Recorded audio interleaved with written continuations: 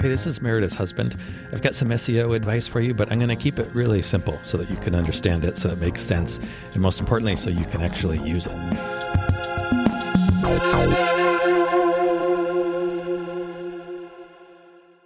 Got a question today, and This is a question I've gotten a number of times from photographers in my consulting world, small businesses. People struggle with this. I've seen people struggle with this a lot, even if they're not asking this question. And from what you have said in talking about what you hear in your groups and your online courses and those sorts of things, this is something people are talking about there. Okay. So would you please read the question? Yes, it is. Hey, Meredith's husband. I'm a family photographer and I post on Instagram almost every day. I keep hearing other photographers say I need to blog too, but honestly, I've never gotten a client through my blog. Is this still important, or should I just focus on Instagram since that's where people find me? Okay, this is a great question. It is a great question, and I hear it often. First, good job in getting clients from Instagram. Yeah. You're doing something right. Yeah. Okay. I don't know how I'm not a big social media user or marketer, et cetera. But if you're getting clients that way, congrats. Nice job on that. Yeah. Second, like I said, I see and I hear this dilemma a lot for people. Yeah, because you want to know where you're putting your eggs. Right. So my question to you, Meredith, from what you are hearing in your groups, what is the consensus around what photographers should do on their blog in terms of timing, how often they should blog and what they should blog about? Just kind of what's the general feeling? Well, it depends because there are different groups. There's one group that I'm in that's very much social media, post, X amount of times. And then there's also the group where that's kind of, I had AI write this blog for me, so that was easy. Right. So how often do people, those photographers in your groups, how often are people saying that you need to blog? I think it's like once per week. Okay. Yeah. That is similar to what I get from people who I speak to. They are under the understanding that I should be blogging every week. Yeah. What about, and for my own knowledge, what is the consensus in those groups about if you're using social media, if you're marketing on social media, how often should you be posting? I think a lot of people on social media. Yes, just social media. Social media at least 3 times a week. Yeah. So from what I hear and so when I'm part of a marketing team, there's always a social media team. Right. There's a content team that takes care of blogging. There's a social media team. There's me. There's an organic team, and we all work together. But I know that the social media team, their goal is always to post multiple times per day. Yeah. Every day on whatever platform you're active on. Multiple times on all those platforms, and you really should be active on at least 3 platforms. That's a lot of posting. Oh my gosh! Well, remember, who has time for that? Yeah, well, remember that's a team. Oh, right. So you're hiring them to do it, right? Okay, and it's their job. Cha-ching. So to me, you're right. Who has time to do that? To me, posting 4 times a day on every social media platform, compare that to even once a week, which you don't need to do for your blog. That is a lot. But anyway, so I'm just kind of comparing the 2 baskets that we want to split our eggs into. Okay, so my first response to this question, and there's a lot here, and there's kind of a lot to unpack. The person who asked it, I've never gotten a client through my blog. Okay, right. Well, my response to that is, and you're not going to. You're not supposed to. You're not supposed to write blogs that you're trying to sell your services to. Okay. If that's your approach to blogging, you're doing it wrong.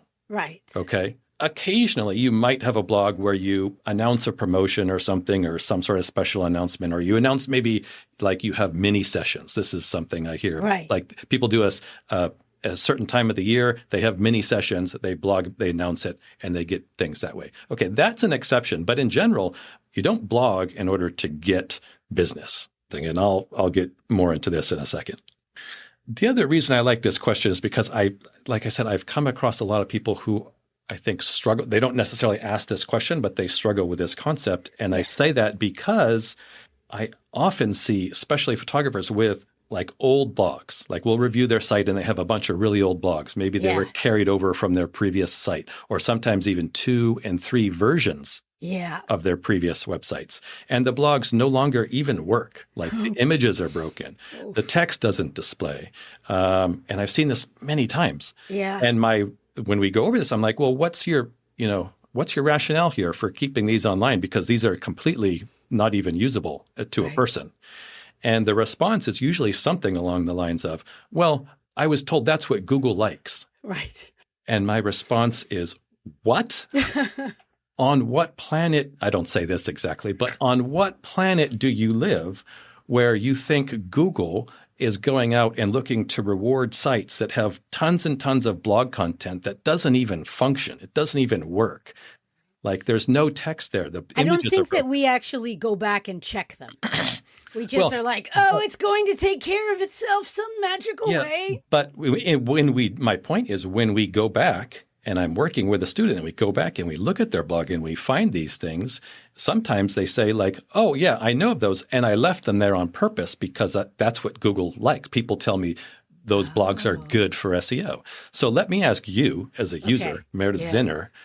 So I would consider that blog to be garbage. Okay. It's not worth anything. You as a user, when you go out and you use Google, are you looking for garbage? Are you looking for pages that don't work and have no content and just are garbage? No. So why would you think that Google is? I think people think, honestly, the more I throw at it, the more chances I have of something sticking. Yes. So a blog like that is garbage, right? Right. A lot of garbage, if you produce a lot of it, a lot of garbage is still garbage. Right. You're making your situation worse. You are burying your website in garbage. You are appearing to Google like you are a big pile of crap, your website.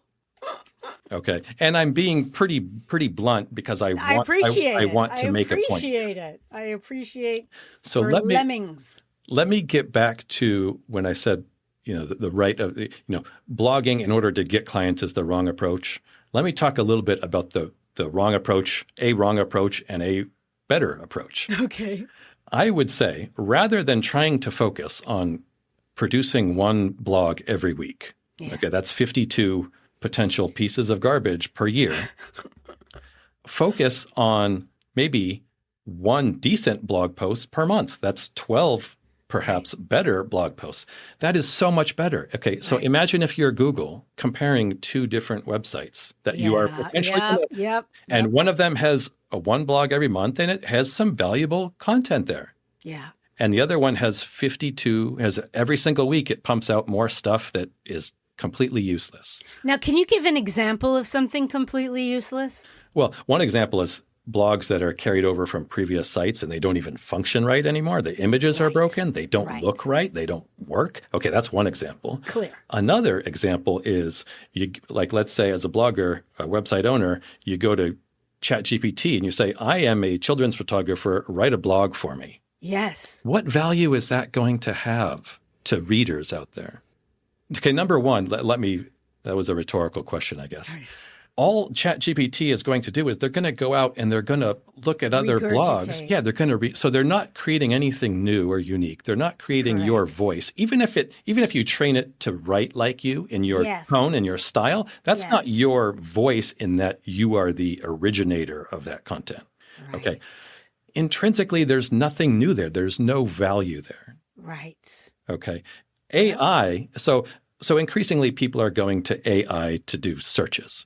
Right. So if you're doing that, here's what you're doing. You're, as a website owner, you're going to AI and you're saying, blog about children's photography. Are you then expecting AI to someone else's search to cite the blog that AI wrote as a resource to this other person? Like, no, that's not going to happen.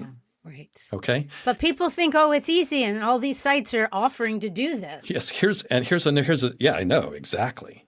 And people are like, great, that saves me so much time. That leads to another potential problem. Like you can go and create 10 blogs per day. Yeah. In like less than an hour. You could create probably 100 blogs a day in an hour. There is going to be, and there already is, an absolute explosion in the amount of AI-generated blogs out there. The amount of content is going to just mushroom. Right. You're not going to get ahead by doing the same thing that everybody else is doing.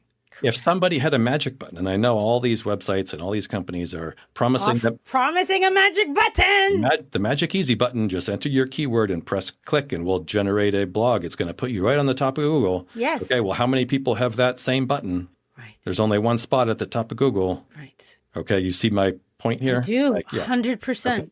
My point is use common sense. Right. Try to use, think as if you were Google, what type of content would you want to put at the top of your rankings or put in in the results of your AI searches? Valuable. Something original, please. That caters to your question.